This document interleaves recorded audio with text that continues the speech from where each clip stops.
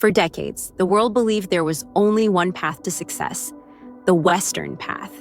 You know the story: democracy, free markets, individual freedom, and open capitalism. It worked for America, it worked for Europe. So naturally, everyone else was told to follow that same blueprint. After World War II, Western powers rebuilt their nations through democracy and industrial capitalism, and it looked unstoppable. From Hollywood to Wall Street, the world saw a shining example of progress, a system that promised wealth, innovation, and freedom. And as Western economies dominated global trade, developing nations were told, if you want to succeed, do what we did. But here's the twist. Across Asia, countries that didn't fully copy the Western model, like China, Singapore, and Vietnam, are now thriving. Their economies are booming, their cities are modern, and their people are rising out of poverty faster than any region in history.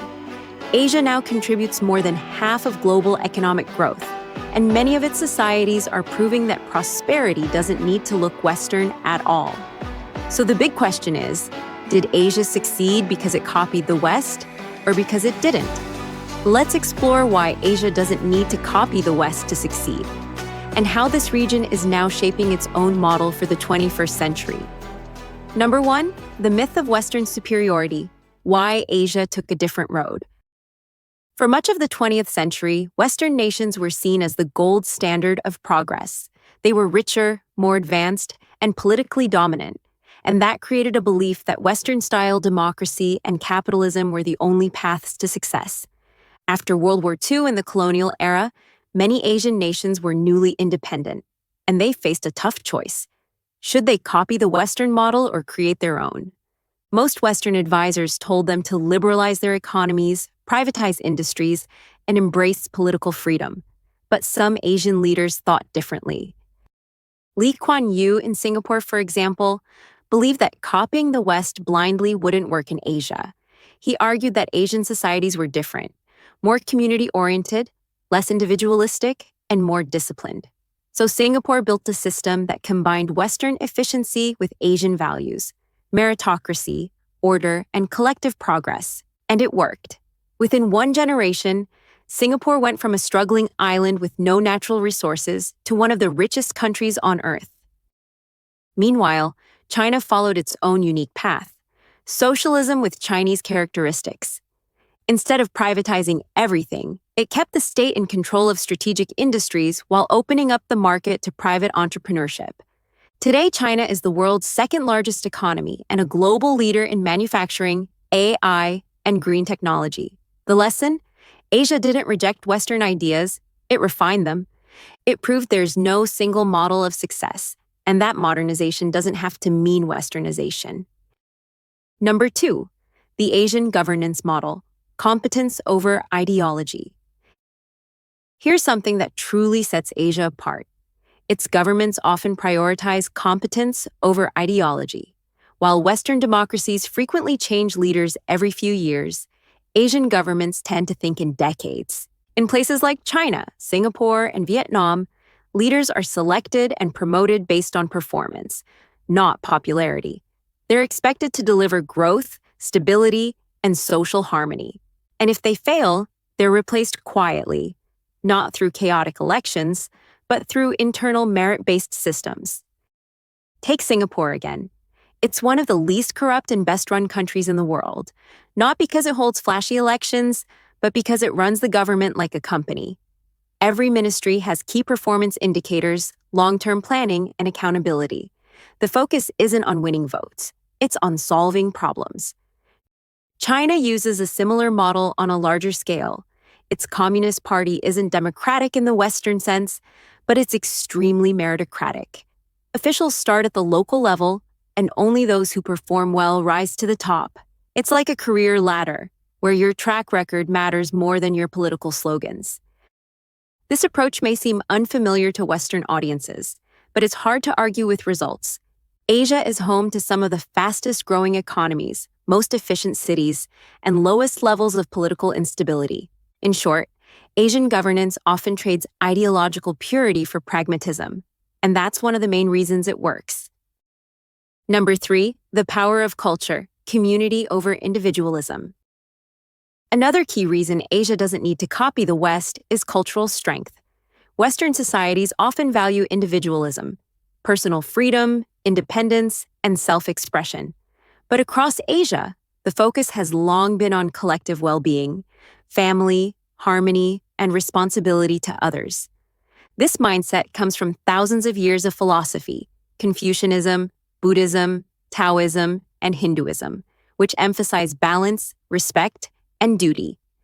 In Japan, for example, the idea of wa, or harmony, shapes everything from business meetings to urban design.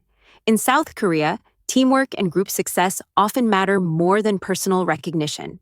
And in China, the idea of collective progress drives a sense of national pride, that the country must rise together, not just as individuals. These values translate directly into how societies function. When a culture values community, it's easier to build trust, reduce corruption, and implement long-term plans. People think not just about what's best for them, but what's best for everyone. Of course, this approach has its trade-offs. It can mean less personal freedom or slower social change. But it also creates stability, and stability is what allows economies to grow consistently over decades. So while the West often sees success as personal achievement, Asia sees success as shared progress. That's not a weakness. It's a competitive advantage. Number 4, economic pragmatism, learning from the West, but adapting locally. One of Asia's greatest strengths is its pragmatism, the ability to learn from others, but never copy blindly.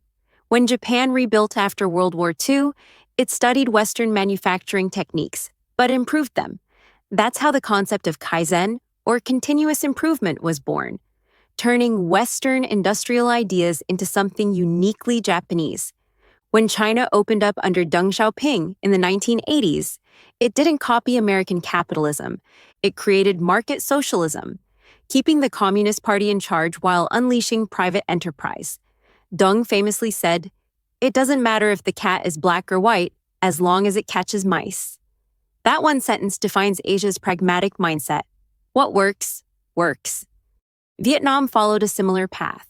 After years of war and isolation, it launched the Choi Moi reforms in 1986, opening its economy while keeping political stability. Today, Vietnam is one of Asia's fastest-growing manufacturing hubs, attracting companies like Samsung and Apple. Even India, often described as chaotic, is finding its own rhythm, blending democracy with strong state-led projects like Digital India and Make in India.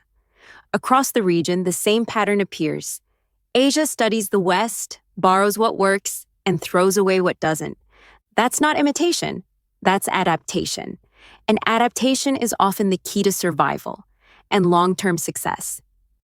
And number 5, the new era, how Asia is now setting the example. Here's where things get interesting. Asia is no longer following the West. It's now the one setting the examples. China's Belt and Road Initiative is reshaping global trade routes. Japan's urban design, efficient, safe, and people-focused, is studied by planners in Europe, and the U.S. South Korea's digital infrastructure and education system are global benchmarks. And Singapore's governance model, clean, competent, and strategic, is admired even by Western politicians. Even in soft power, Asia leads. K-pop, anime, Asian cinema, and cuisine have conquered global culture, not by imitating Hollywood, but by being proudly authentic. And on the global stage, countries in Africa, the Middle East, and Latin America are increasingly looking east to Beijing, Seoul, and Singapore for inspiration, trade, and technology. They see that the Western path isn't the only one. There's an Asian way, one that values order, respect, and community, without sacrificing innovation and ambition.